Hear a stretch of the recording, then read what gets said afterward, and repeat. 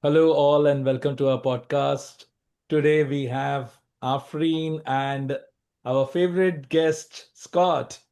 And he's back with us to talk about the latest Marvel movie that we watched. I mean, it's not, it is the latest Marvel movie because that's the last one out, but it's been a long time since it's out. So we are a little delayed in giving our take on the movie and talk about it. But nevertheless, I think I would hand over the mic to Scott, and I would like to start with, we were going to keep this session like more of a question and answer. So hmm I am a relatively newer Marvel fan. I mean, when I say relatively newer, I've been a Marvel fan since 2008, but I don't have any background of the comics, and Okay. I don't have that much information about these characters before they came on the big screen, right? So So you've Scott is the recently right just got person. yes. So you just recently just got your nerd card. Exactly, yeah. I'm still, in the process of becoming a nerd. So, yeah. So, Scott, there are going to be questions which are going to be aimed at you because you're the one who knows everything. So, let's start with the very basic question. How did you like the movie? What was your take on the movie? I loved it.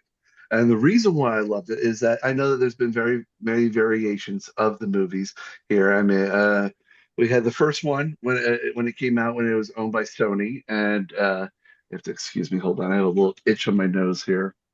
No So, problem. well, thank you. Sorry. Yeah. My allergies are kicking in right now. So Oh, anyway, and so with the movie here, we had the Sony one. I enjoyed it a lot because everything was new as far as coming out with all sorts of superhero movies. It was right there. And so you're just all in amazement here. And then they did a remake of it, which was good, but it didn't stick. So for this one here, this one reminds me of all the comics that I had when I was a kid here. The fact that Fantastic Four, it looks like it takes place in like the 50s, post World War II and everything like this. They did take a little spin off of this, that while it does look like that, it is set in present day, just not in our universe present day. I think was it 838, 828, one of those. I think yeah. yeah. Yeah. So, but so it's because when I watched the previews and I was looking, I was like, first of all, I was really, really happy, and I was like, oh my gosh, this is great. But then I started thinking to myself, how is this going to fit in, unless they're going to do some sort of a time travel thing?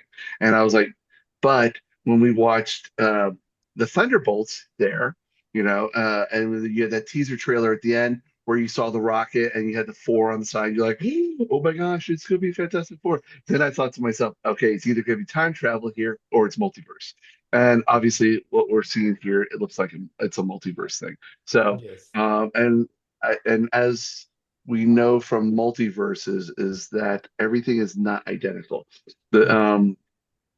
According to the lore, and different different types of comics and everything else, is that a multiverse occurs when you are posed with a decision here. And so when the decision says either go left or right here, a multiverse is created when you go left because you decide to go right. So it's always like the other option. And so and that's how things can occur. And then that you have that splintering effect. So basically your multiverse takes off down the timeline, and it's like, okay, if I had chosen left, this is how my life would have impacted here. But I decided to go right, so this is the path I'm going to go.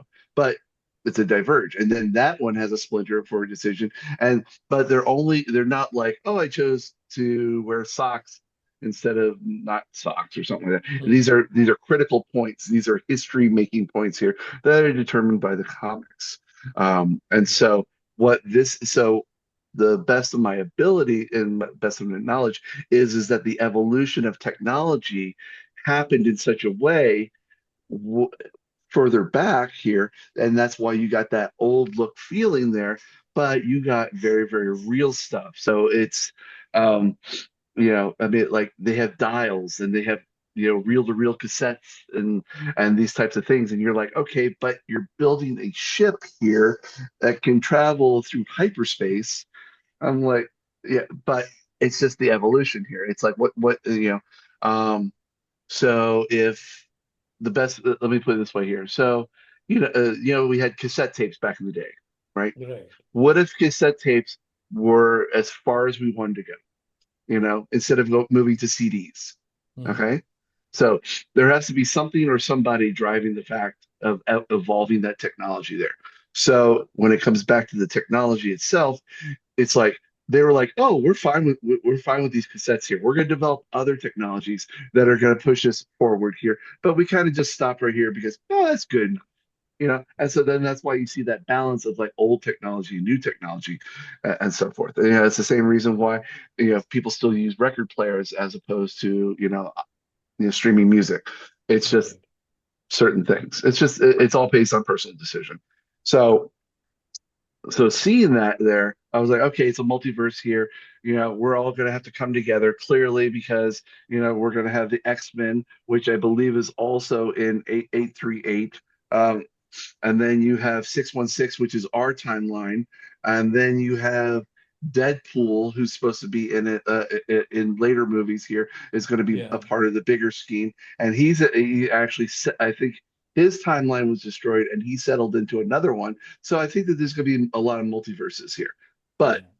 now bringing this all back into Fantastic Four here, is why it looks the way it does here. And so I was really excited because growing up with those old sci-fi movies and shows like Lost in Space, Star Trek, these types of things, and seeing that type of futuristic retro, you know, really was just like, okay, we're getting to it. So in a Yeah. nutshell, that's what it was. Wow. Why is it called the first steps? The first steps, because it is the first step to uh breaking out of your world. I'm only surmising that they call it first steps because I think that this is the official launch of the major cinematic everything. And movies are going to start coming together. Characters are going to start coming together. Everything's going to feed off of everything. So, like Captain America was, what was the name of the first Captain America? Was like First Avenger, I think. The first Avenger. first Avenger or something like that. So first steps, So I think that this is the one here. So we have a little spin-off here with the Thunderbolts and everything like that, and they'll tie in. But this was really marking the first step of the next chapter of Marvel, and this is going to launch the next epic thing. X-Men. And we all know, yeah, we all know it's going to be Doctor Doom, and Hmm. Doctor Doom, and that whole thing is going to be brought in. It's going to have Fantastic Four. You're going to have the Immortals. You're going to have Daredevil. You're going to have Spider-Man. Well, possibly Spider-Man. There's talk about whether or not. You're going to have obviously you're going to have some of the new Avengers. You're going to have Thunderbolts. You're going to have a bunch of a bunch of people here as a X-Men, I whole. think. I think most X-Men. Yeah, important. you'll have Yeah. X-Men there. You'll and then and so and then you might even have variants, which is like you may have different Wolverines, like in Deadpool versus Wolverine. He was looking for Yeah. different Wolverines. There could be the possibility of variant characters. So, there's even talk about Loki coming back. So Loki is basically holding up and managing the timeline for everything. And so based off of what I know about Doctor Doom, is that Doctor Doom is very, very strong-willed, and he only wants to be the only one, the only Doctor Doom. So Hmm. the only way that you can be the only Doctor Doom is to break the multiverse and Right. bring it back into a single line and have his line be the only line. Yeah. So anyway. There is one more take about the first steps, and this is what I've Mhm. heard. It was also the first steps of Franklin Richards, who's considered to be the biggest Marvel or the strongest Marvel character ever, He right? is he is the most powerful. Yeah. I believe that he is rivaled. There was one other person that is a close second there, but ultimately Franklin Richards, yeah. It will be the most powerful Marvel Universe character because of this power set. And so I don't know if you know about Franklin Richards here, but basically what he envisions in his brain becomes reality. He can make multiverses. He can make different realities. If he can think it, it comes into fruition. I mean, it's the ultimate. He can, and notably, supposedly, he can bring people back to life. Yeah, which he did in the movie, right? So Yes. now we are going to be considering in this podcast Afreen as the Marvel. Don't want to say illiterate, but Marvel less literate. So we are going to be like spoon feeding her with some information. Do you know who Franklin Richards is? So Oh. Franklin is the kid, he's the kid that Sue Storm and Mr. Fantastic have. So the kid who brings her back to life.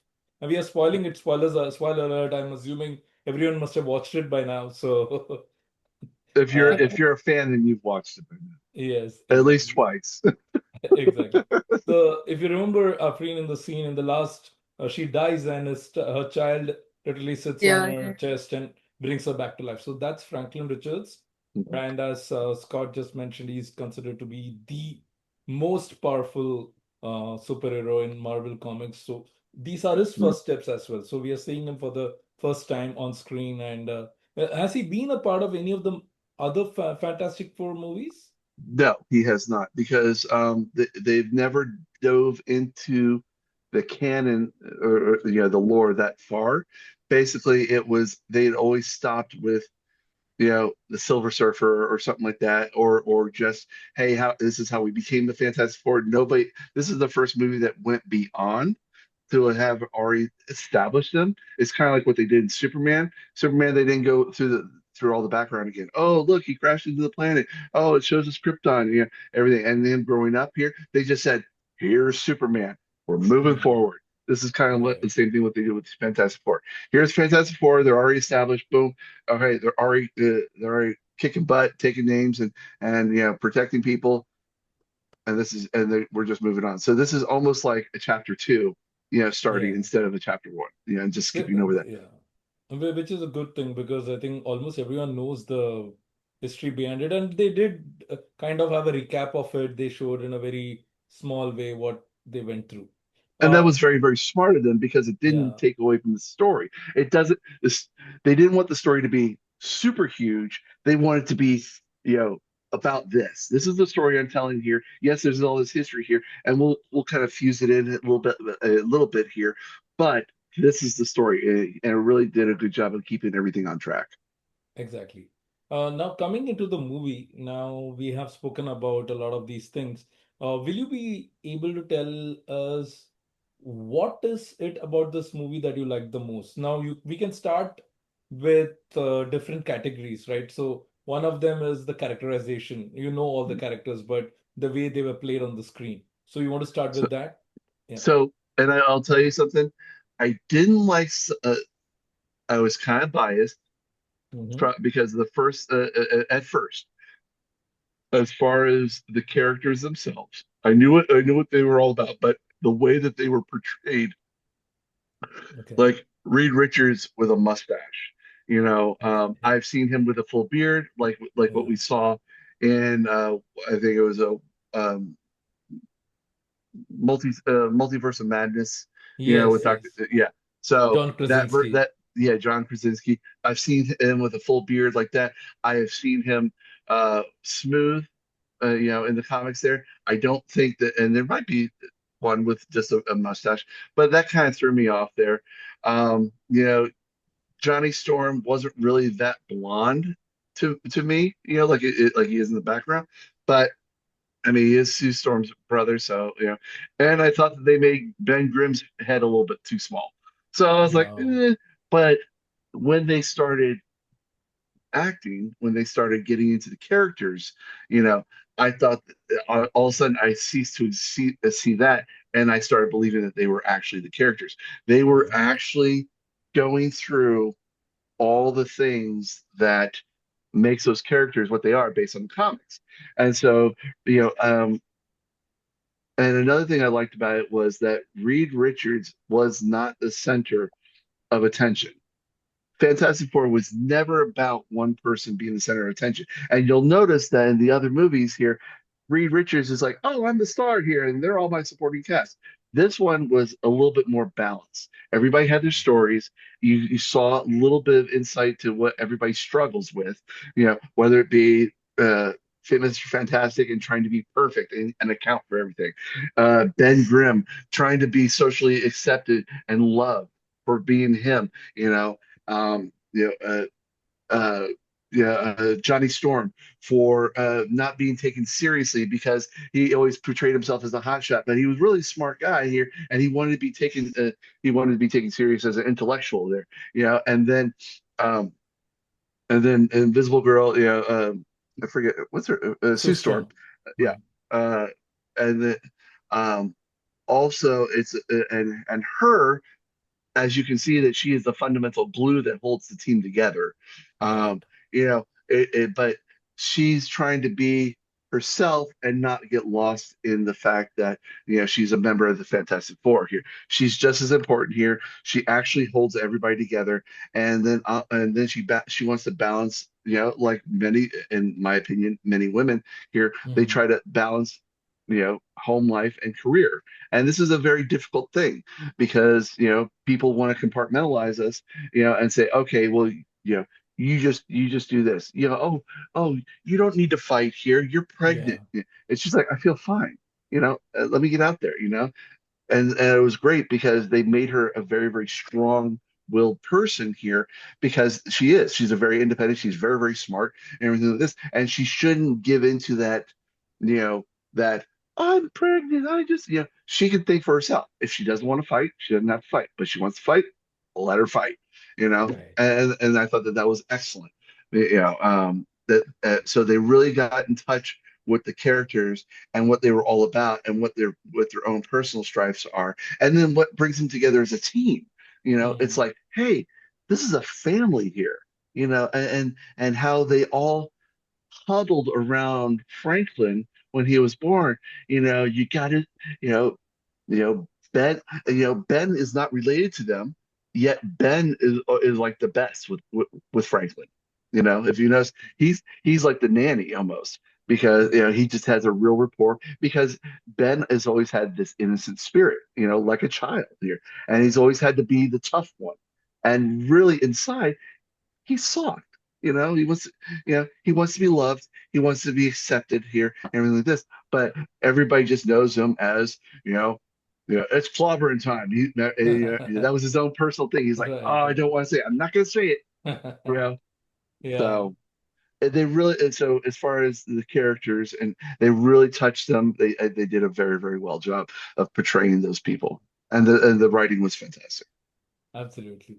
Now, coming to the next part of it, what is like your favorite moment from the movie? Like, if you have to think of just one particular moment or scene, or it could be in any which way, right? So, what would you Well, just this, mention? just when they met Galactus, and when you live in a world where Hmm. you are the toughest person on the block, it is Correct. easy to get caught up in that. Yeah, Yeah. we're gonna go kick their butts. We're gonna do this. We're the Fantastic Four, and then you come in touch with somebody who is like, you just came from a small pond. This is a big person in a big pond, and it's Yeah. like, oh, we are going to die. And so it comes, and then as they're leaving there, they they are they are at their most vulnerable. They're used to being the people. We're going to defend everybody. And for the first moment that they doubt themselves, and they're like, what are we going to do? We're absolutely powerless. There's nothing we can do. And that realization that says, hey, oh my gosh, I am human. I'm one of them. I'm just as scared as everybody else here, you know? But then they take that and then they say, all right, I know that I have this much power here. I'm not bulletproof. I am not, and we're probably all going to die, but everything we're doing right now is worth it. And so that's where that heart comes in, and and that human. willingness to try and overcome unbeatable odds. And so, Right. yeah, and it was, but it's once again, it's when you a true hero in my eyes is somebody who can protect but also can be vulnerable at the same time. Yeah. You know, Right. I mean, you shouldn't be so hard and callous that, that this is all you are. There's many levels, there's many faces to a Yes. hero. Right. Right. And so they were able to show those things. Absolutely. So I think that entire scene where they are running away once they meet Galactus and they're trying to run away and Silver Surfer is following them and um, they go into that hyperspace, I believe, or and Mm. where Sue Storm gives birth to the child. That scene was really well done. It was, I mean, not just a thriller, but even in terms of the graphics. And if you're watching it in IMAX, the kind Yeah. of effect it had, I thought that was the scene of the film, for me. It Yeah, because it didn't focus on one thing. I mean, you got Silver Surfer who's coming in at the same right. time they're going through hyperspace, at the same time that she's trying to give birth, at the same time that they're trying to be attentive to her, but also defend the ship. And it's just like, oh my gosh. And once again, Right. it just shows the resourcefulness that people can have, in times of strife. And you just have to push it down and just say, screw it, we got to do this. Let's get it done. Let's do it. Yes. And they came through the other side. It was just I mean, like I was gripping my seat, and I think I was almost exhausted, like Right. because I was on the edge of my seat the whole time. Absolutely. Yeah. So that was one of the best scenes, I thought. And what did you think about Galactus? Like Galactus, the way I mean, you have read the comics, and from what I hear, he's usually considered to be bigger than a universe, right? An entire universe. And so, how do you think So they he brought has in the all this script? potential. He wasn't at that point. So what happens is that as a as a boy, he was normal size. You know, Okay.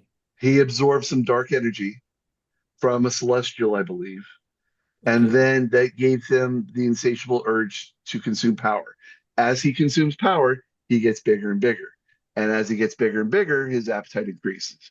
And he needs power and he needs, you know, to absorb all this type of energy and stuff. And that's what his ship was basically a big collector, you know.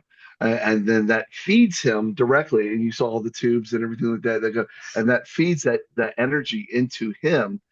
But what happens is that the more he consumes, the more he grows, you know, and then he consumes even more to the point where he can start consuming universes. Okay. Okay.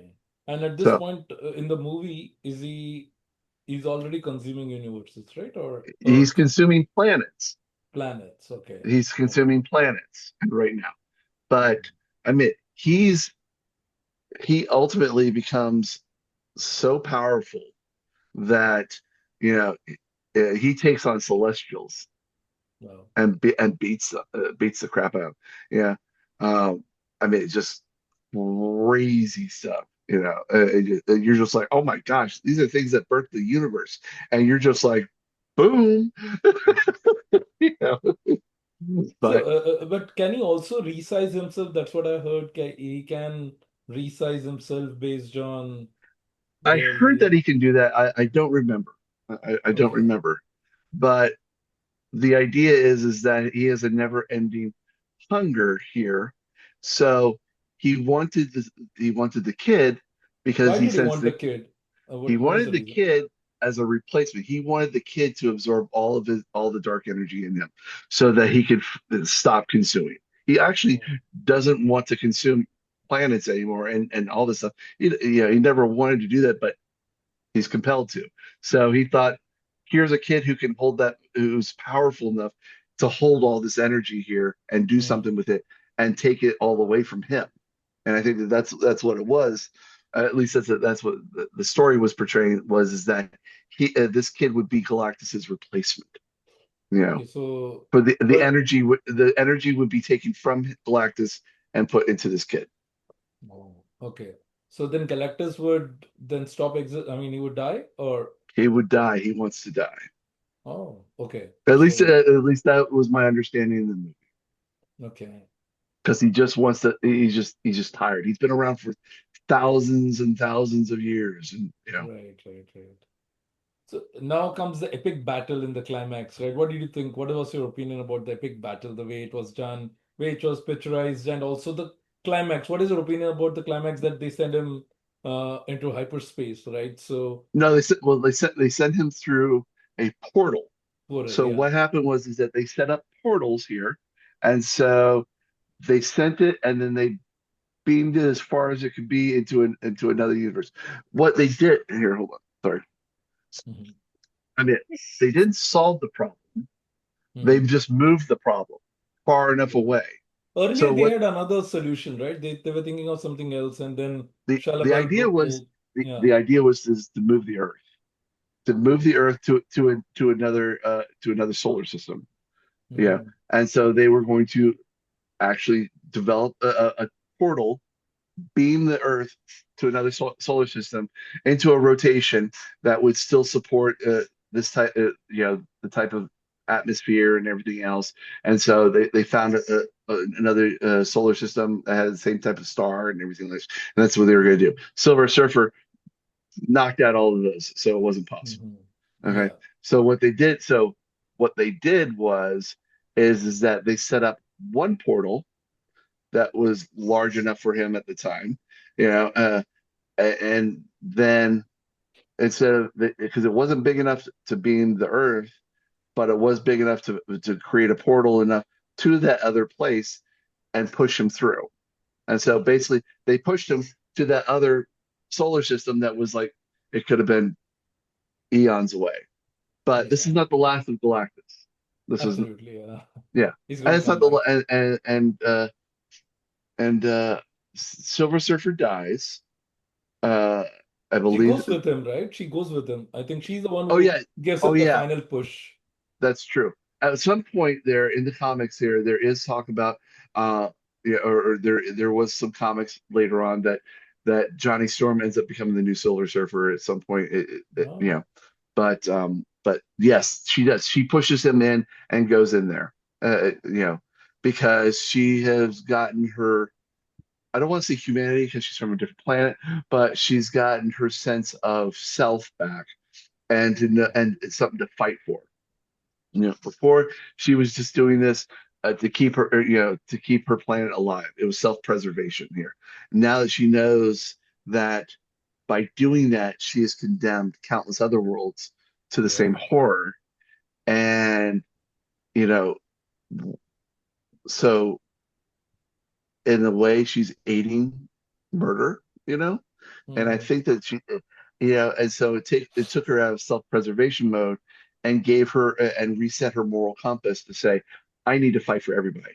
I don't just need to fight for my planet. I need to fight for all planets. And so this was the way to do it, you know, True. True. through self-sacrifice, and that's what she did. Yeah. I don't know if she died. I thought uh, she got She knocked out before. I think she came back, and then she went through the the portal with portal. Galactus. Yeah. So to my knowledge, she's still alive. Galactus is still alive. They're just in a different location. Same multiverse, different location. Oh, same multiverse. Okay. I think it was the same multiverse. It was just a different galaxy, like a faraway galaxy. That was the whole thing. Was that they were going to beam themselves to a faraway galaxy out of Yeah. out of his out of his realm. From a viewing status, there was a lot of CGI, Yeah. but from a climax point of view, I thought it was really good because once again, we didn't focus on just one person. It's a Fantastic Four. It is a group effort, and they maintain that it was a group effort all the way through, even Hmm. though that there was some conflict about who's the leader. And it's like nobody's really the leader. I mean, you're the face of it. Mr. Fantastic is the face of the group, but we Yeah. all work together. It's a team, and that's why I really respected because it wasn't one person that won the battle. It was all people. Yeah. Absolutely. Yeah. I So agree with you. I really enjoyed that because really people tend to gravitate to one person, you Hmm. know, Like, with the Avengers, I'm all about Iron Man, or I'm all about Captain America, or Thor, or anything like this, you know. But in this team here, they all fail unless they all work together. Absolutely. Even when it came down to Sue Storm, you know. And I mean, it was her. I mean, she all of a sudden is like force shields, and everything else. But it was like, you know, and it comes back to that saying is that none of us are as strong as all of us. Yeah. Yeah. Absolutely. Absolutely. So Yeah. It yeah. takes a group effort to defeat Galactus, and then you needed even that extra push from Silver Surfer to Hmm. complete the entire transaction, right? I mean, to push him off. So it Yeah. was the entire group, and in fact, I think the entire world had come together, right? The entire Earth had come together for Yeah. stopping Galactus, right? Not just, and Yeah. They showed that they were unified, and another defining moment here is that everybody in the very beginning was like, "Oh, yay, Fantastic Four, you're the greatest," and everything. And then they make one mistake. They're like, "You guys suck. Oh my gosh, you're horrible. You killed us all." It's like we're human too. We're just trying to do the best we can, and then people are just like, "Well, yeah, maybe we either all win or we all fail. So let's all come together." You know, so it was nice. what is your take on this moral dilemma that they face? So, I mean, if you have to be on both the sides, right? And I would um, put you in this situation like, on one hand, you have the superheroes Hmm. who have taken this upon themselves to save their Earth, and they've been doing a great job of saving the Earth. And now they come um, face to face with a situation wherein the only way they can save the Earth is if they sacrifice their son, right? And obviously, there is no way that any of them would do that. Although Reed Richards, for a moment, thinks about it, right? He It does. does because And he's a calculating person. He's like, I mean, if we were to take a thing from Star Trek, a quote from Star Trek, that Mr. Spock said, and I know I'm changing genres here a little bit, but he says, the needs of the many outweigh the needs of the few or the one. And so that does play into his thought process is that we can sacrifice one person and save us all, you know, but so, what's your take on that? Do you agree with Reed Richards' thought process? I I mean, agree with exploring all options. You have to explore all options, even the most ridiculous, the most outlandish, the most simplistic or the most complicated. You have to explore all options. And then it comes down to what are your own personal morality? What's your own personal morals? You know, because when people are like, just give up your son, just give up your son, save us all, you know. Well, what if it was like, oh, well, now he wants you instead. Should we just go ahead and give you up? Or maybe now it's you. Or we're gonna give you up here. If you give up one, you potentially set a precedent to continue that path of logic. The idea is that we have to stand together and we have to save us all and not give into uh, the easy way. There's the right way and there's the easy way. Yeah. And the easy way was to give up Franklin Richards. The right way is to give everybody a chance to fight. And yes, there's more mass casualties that can occur, but with the overall goal of that to be free of this villainy and be able to, I mean, we we don't we don't have sacrificial lambs. right, That's not part of our humanity, you know. Um, we don't, I mean, back in the olden times, people would sacrifice people to gods, for more rain or to appease somebody. There was some sort of a you know offering of some sort. right. But what happens? You keep on doing it, and you keep on doing it, and you keep on doing it. it'll just over and over. And each time you do that, I think that you chip away a little bit of your humanity, you know, till there's nothing left, and then you're just like, yep, it's just part of our process. Yep, yep, you go next, and Yeah. So yeah, your stand is not more to do with the emotions of losing someone close, but more to do with setting a precedent, right? I mean, you're setting a wrong precedent. But now, if the question is that let's say they explored all the options and they were left with none. Let's say they were left with none and absolute none. Now, would you still support the sentiment of losing it all rather than losing one? Would you still do that? Like if, I mean, let's say in this I'd movie, rather fight for a good cause than give in to a bad. Let me put it that way. okay, but at the end, everyone will be dead, right? Because if he consumes the entire earth, then no one is going to be alive. So would you be okay with that? In the you know to support the I right mean, thing. there's a point of self-preservation here, and so and everybody's like, yes, we should go ahead and do it until it's them, until you're the one being picked to be sacrificed, and then all of a sudden it's like, hold on, guys, hold on, let's all fight together, you know. Hmm. But it's like when it's somebody else, it's we forget that we're all connected. Yeah, Okay, when you sacrifice somebody for the good of the whole, you still lose a piece of yourself, in my opinion. that's You know, that's a very good take. I would Yeah. rather fight and lose than to give up and have to live with the guilt and the shame that I would have for myself, you know, for some, especially a baby, you know. Well said, Scott. Now, I want to take Afreen's opinion since you haven't spoken much and I know the reason. But I would like to take Afreen, or rather put you in this spot. And now, of course, you know what Scout has said, but if you have to completely give your views on this topic of this moral dilemma that you have, that either everyone dies or you sacrifice one child, Yeah, yes, I you think fight together. Yeah. it's a war, right? So in the war, you just fight the war, irrespective of the outcome. And it's better to be on the good side, and just fight till the end. That's how wars were always fought, right?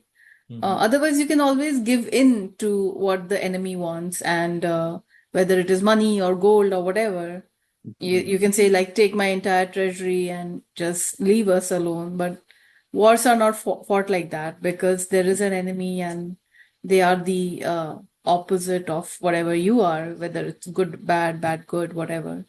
But yeah, I would agree with Scott there. Good, good. I mean, and another thing is that people are more than willing to self-sacrifice. I mean, you saw that, Mr. Fantastic, like, take me. I think that he offered himself. He's like, no, I don't want you. I want the baby. You know.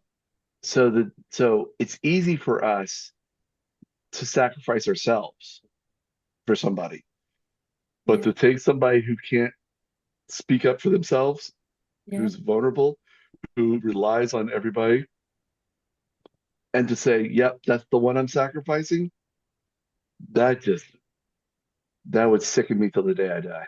I'm sorry, I couldn't make that yeah. decision. You're right. Yeah. I can give up myself. I'll sacrifice myself for humanity all day long, no problem, you know. But to make that choice for somebody else who doesn't know and can't make that choice for themselves, yeah, that's something different. So, Scott, if you were to play one of the Fantastic Four members, which one would you pick? Well, I'm most aligned with Ben, um, because you know I'm always the guy who's just I'm always larger. I'm larger than everybody else and everything. I lift stuff. I do stuff, everything like this. Um, but I'm a mush. I'm a mushy person inside here. Yeah, I like romantic comedies. I like to go on dates and feel things, and I love that type of person. And so I identify with Ben the most. Um, I would love to be as smart as Mr. Fantastic, you know, but I would also love to fly like Human Torch. And I do, and honestly, shields and invisibility is great from Sue Storm. Yeah, they're all great. I mean, um, You'd like and to have a bit of all? yeah, I mean, everyone. I mean, and there's a character called Super Skrull, who ends up who ends up obtaining the powers of all four of the Fantastic Four. But that's, Really? yeah. So it's crazy.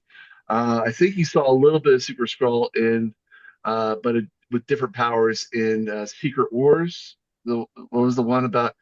I think it was Secret Wars. It was a Disney Plus TV show with Oh yeah, it yeah. was it Secret Wars or something I, like Secret something? Yeah, Yeah, I think it yeah. was whatever it was with Nick Fury, Yes, and the yes, yes. I Scrolls and the remember that. Yeah, Scrolls, yeah, yeah. yeah. I remember that. Yeah. So there's a Super Scroll, and so Super Scroll at one point has all Fantastic Four powers. So, but What anyway, about you, Afreen? I mean, yeah. I mean, I know technically you would say a woman, right? But if you could be any of them. The child, because he's going to have the most power, right? Oh, you're the smartest here, Yeah. huh? Plus, everybody's Franklin. feeding me and changing me. It's the easiest job right Yeah. I Uh, want to be taken care of now. sometimes. yeah, I mean, I think I fit. You're all Johnny Yeah. Storm. We all know it. Am I? You're Okay. you're you're the you're the hot shot, hot rod. Uh, Yeah, okay. Like, smart and flammable. I wish. Okay, now let's come back to one of the very important discussions that I think I wanted to have with you earlier as well. Um, the post-credit scene and the revelation of Doctor Doom. So we kind of had two reveals of Doctor Doom in the movie. Mhm, One is in that session where they show the chair empty against the Latvian representative. mhm, I understand that Dr. Doom comes from Latvia, right? And then obviously the climax where we see the mask and we see the green um, the cloak. cloak. Yeah. And we see Franklin trying to touch something or touching his face, and Sue Storm walking from the back, and she's getting ready with her powers to beat that person who's come into their home uninvited. Mhm. So now it's more of a prediction time. What do you think the background of Doctor Doom is going to be? Is he known to these people, number one? Not as per comics. I want you to predict based on what you saw for these few seconds and the fact that there was this Latvian chair that had no one, right? So if you I had to think put that these he'll three be together. introduced to them. I mean, as the comics is that they've known each other since college. Blah blah blah. Hmm. Um, the but based off of this here, this could have been something to where uh this is not the same Victor Von Doom that they went to college with and grew up with. This could be a Victor Von Doom where he has changed his name to Victor Von Doom from Tony Stark, but has introduced himself because he never really became Tony Stark in this world. He, he never became, he was still the smart intellectual driving factor here. But when your parents die, and so many superheroes when their parents die, it really drives you to either say, I'm going to do something, I'm going to rise above this and be a pillar of good, or you are like, I hate everybody. They killed my parents. I blame everybody, and I will make everybody pay. And I think that that's the road that this character is taking. I personally think that this is Tony Stark in World 838, who has changed his name to Victor Von Doom, who has taken all of um, the Stark fortune here and has turned it into his own way of being better than everybody else and saying that there's so much in this world here. I'm going to be in control. I'm going to be the one. And if I have to, I will eradicate everybody. Yeah. Okay. I mean, I'm just trying to fill it up yeah, for Afreen a little bit. So Afreen, you know that Robert Downey Jr. is playing Doctor Doom, right? And you know that he's already played Tony Stark, Iron Man in Yeah, Avengers and the previous movies, and he died.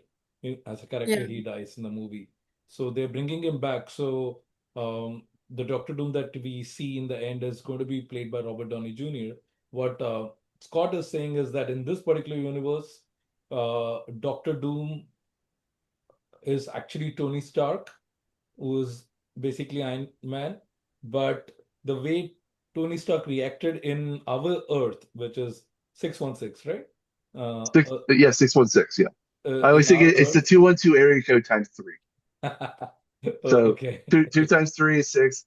Three times one is one, or actually, it's six is yeah. Well, whatever. I just think of Yeah. 212. Yeah, whatever. Yeah, got it. So because Tony Stark, in this universe, what happens in that universe, Tony Stark becomes a positive person, right? Even though they show shades of negativity in him, like he wants to protect the Earth, he wants to have that. He builds the Ultron, right? He's the one Yeah. who's building the Ultron, and it could have gone wrong. But somehow he's in check with his humanity, and at the end, he even makes a big sacrifice for humanity, right?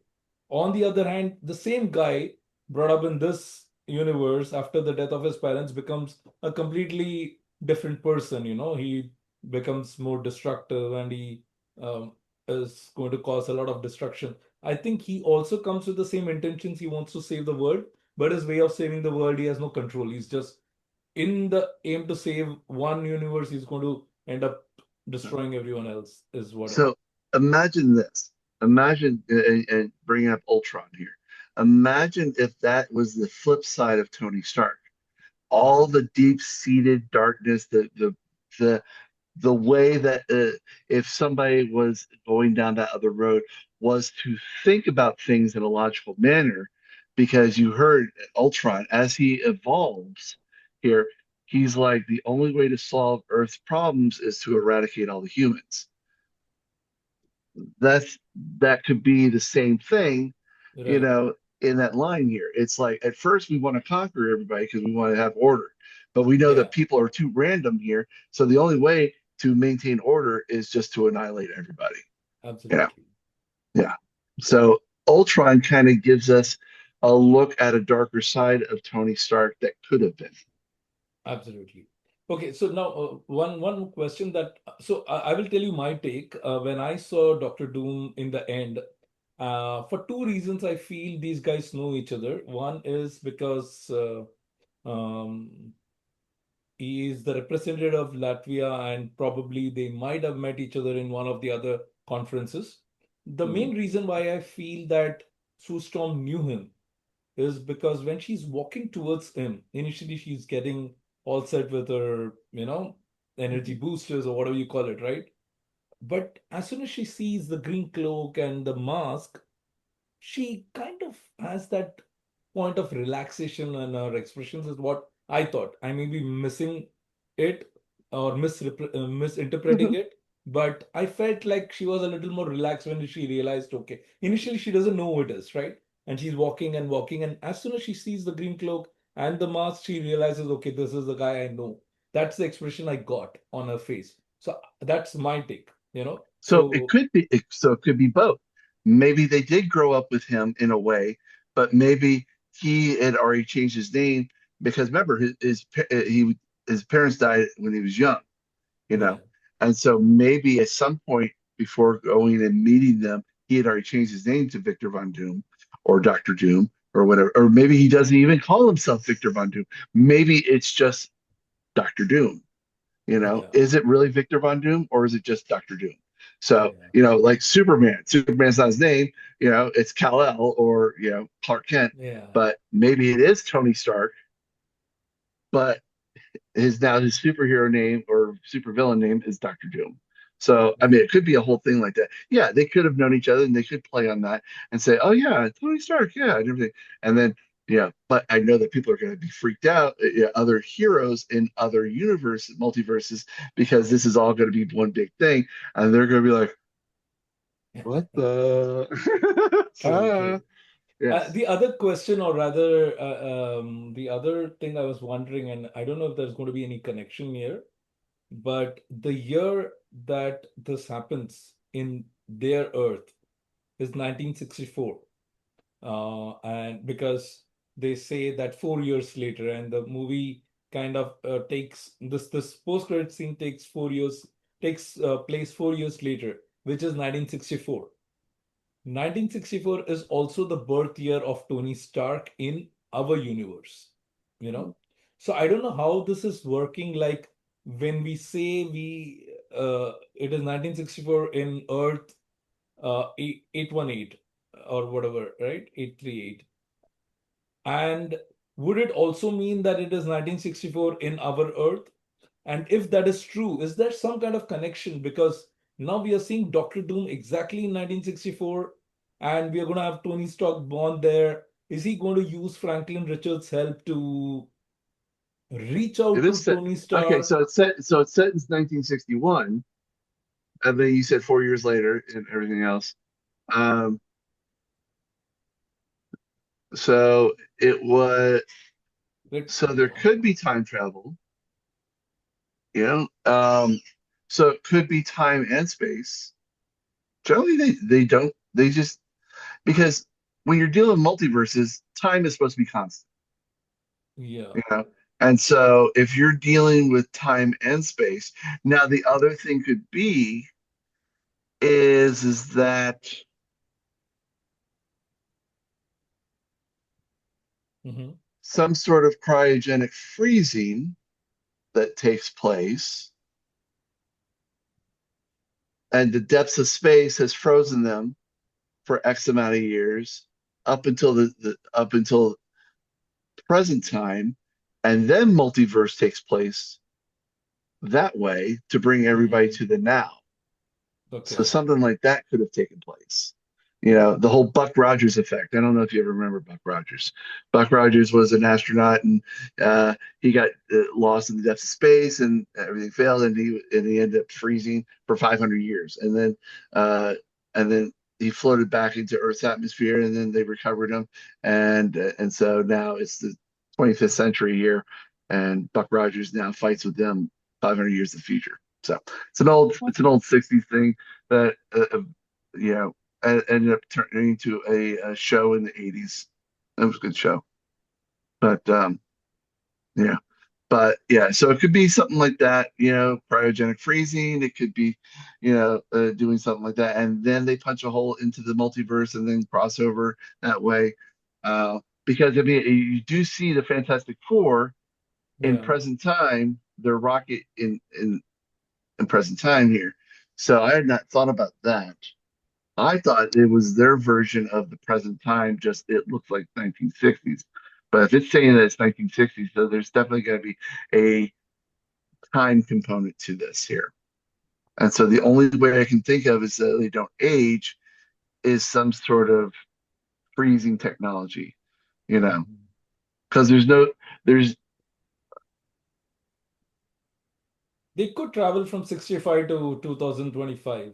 they So, could because the TVA allows different inception points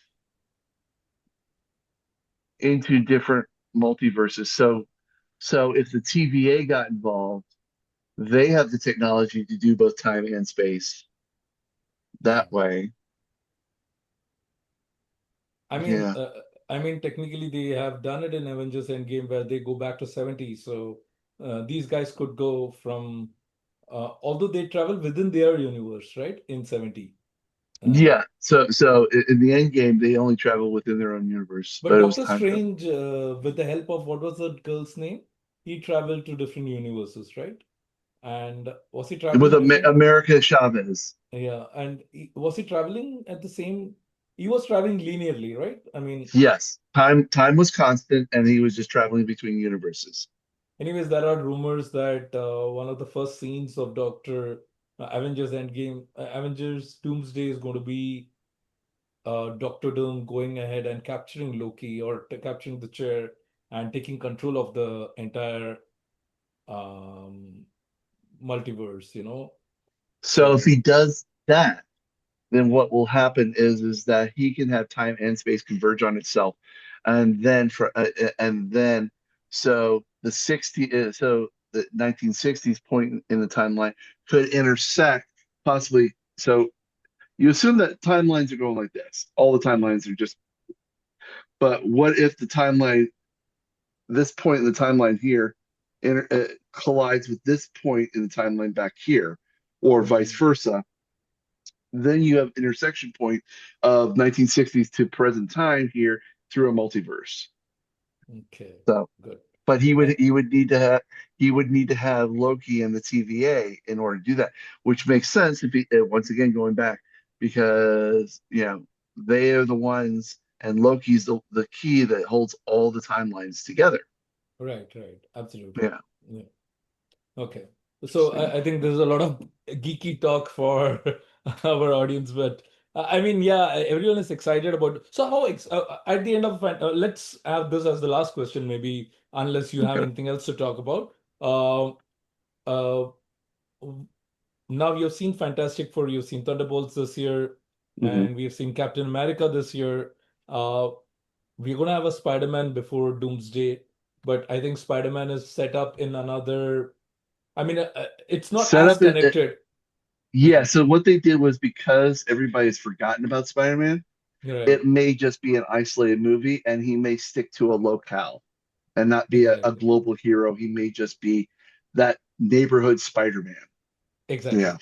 So having saying all, I mean, assuming that Spider-Man is not going to have any major effect on the multiverse saga that we are seeing, how excited are you going into Doomsday after watching Fantastic Four, and what are your final thoughts before we go into this Doomsday Well, I'm experience? gonna try and keep my mind open and not presume things, Okay. So because I want to be amazed, and that's the thing. So I'm not gonna watch any trailers. I'm not gonna do anything. I want to go in Wow. completely blind to as much as I can, so I can enjoy this for what it is and just the amazement. It's like the first time you do something in your life, that wonderment and amazement. First time you saw fireworks, you're just like, Yeah. that's what I'm looking for going into Doomsday. I want to be like I don't want to know anything if possible. My brain's already speculating about certain things. I'm going to try to flush it of all these ideas and just go in as a blank slate and just watch in amazement. I I mean, I wish I could do that. I think Afreen is the one who's going to do that because she's not interested in these theories and she's also not into trailers. But I'm the kind of person who cannot stop myself from watching all the speculation videos. So I watch all of them and I already feel like I've been spoiled unless there is going to be a big surprise set by the Russo brothers and they are going to not ruin our surprises by, having I any hope they leaks hold out. back. I hope they hold back a lot. I really do. Yeah, yeah. I mean, it seems like the trailers are getting more and more that you can almost just watch the trailer and get the feel for the whole movie. So it's like, why do I need to watch the movie here? You just kind of showed me everything. So I mean, to be honest, I know they have a lot riding on Avengers Doomsday in some terms of box office, in terms of the budget of the movie and everything. But on the other hand, I feel just the name of Tony Stark, or rather Robert Downey Jr., and saying that we are going to have X-Men back and we are going to have all these people back, and maybe just showing their faces once should be enough. I mean, that yeah, will drive people into the teaser theater. trailer. The teaser Yeah, trailer is always the best trailer yeah, and because that's the one. That's the one that's just like, it's like finding out that you have a favorite food that you've never tried before, and then yeah. somebody goes, "Here, just have a sample," and you're like, "What is this amazing stuff? Oh my gosh! Oh my gosh! Oh my gosh!" And then you're like, "It's just a sample. It doesn't Right. come out for A- another year." Yeah, and You're like, you know that they are going to do that with apparently that's a rumor, but Avatar is coming out this December for Christmas, and they're going to mm, have a teaser trailer of Avengers Doomsday in with that movie. So well, most probably it's going to be just a small glimpse of all these superheroes, just maybe their costumes or something, because mm. people are assuming that this is the first time X-Men are going to be wearing their original costumes, so. That's also speculation. So they're probably going to only have that. So maybe you just watch that and nothing else for Well, the I don't movie. watch Avatar. I watched the first Okay. Avatar. I love the first Avatar, but I've been I'm like, you're just now doing it for the money. I'm sorry, and so I wasn't impressed with the second one. I'm not going to be impressed with the third one. It's it's once again, it's you're riding the same ride. And the first time you ride it, you're like, this is amazing. Second time is like, oh yes, this is so great. Third time you're like, okay, I'm gonna go around the corner here, and then I'm gonna go here, and then I'm gonna go upside down. And it's like you could almost call all the scenes like, watch this, this is gonna happen. Oh, watch this is gonna happen. And then it's like, the wonderment's gone, you know? Yeah. And that's the reason why I go to the movies, is that I instantly become this little kid and just wants to watch in amazement of all the stuff here. I Yeah. often think to myself, about watching movies back when I was a kid, and if I was that same kid watching movies today, and how like I would just be like blown away. I mean, can you imagine bringing somebody from the the 50s Yeah. and then bringing them here and then say, watch this movie in IMAX? He'll be like Jurassic Park when they hear that, and they'd be like, oh my gosh, it's that type of stuff. I want to Yeah. be wowed. You know, I want to hear the story from the people telling the story. I don't want to hear it you know, from somebody's review. They gave it 5 stars. This was the best because of this, and this. I don't want to hear that. I want to hear it. I want to see it as it is meant to be seen. Unfiltered, fully engaged, popcorn and soda in hand, ready to roll. Absolutely. Yeah. So I would still forward you the trailer on YouTube once it's out, even though you don't watch Avatar. But what I'm saying is I'll that I'll might be I'll, the I'll only. give it to Kara. Kara will watch it. She'll watch Uh, it, and then okay. Okay. yeah, Yeah. she'll probably But watch it. Unless she wants to be a surprise too, then I'll just reply to you. I'm like, nice try. No. yeah. What I'm gonna do is I'm gonna add the trailer in between our podcast video, and you would be watching our podcast video and you're gonna be like, what? What is happening? Then I would be Right? like, la, la, la, la, la, la, la, la. Anyways, I think we have 3 minutes left, so let's do our last take. So, Afreen, since you didn't speak much, do you want to just add I something? just want to say, like, he was talking about first time, and I just remember that the Jessica Alba movie, Fantastic Four, was like, it blew my mind away. And that's why, for me, every superhero movie is just a money maker, and the thrill has gone out for me. Like, so I just remembered that when you were speaking about first times. Yeah, I mean, for me, I literally regress inside to this little kid who used to read the comic books and was Yeah. just amazed at things. And that's how I try to see it. I don't try to anticipate things. I do that too much in other movies.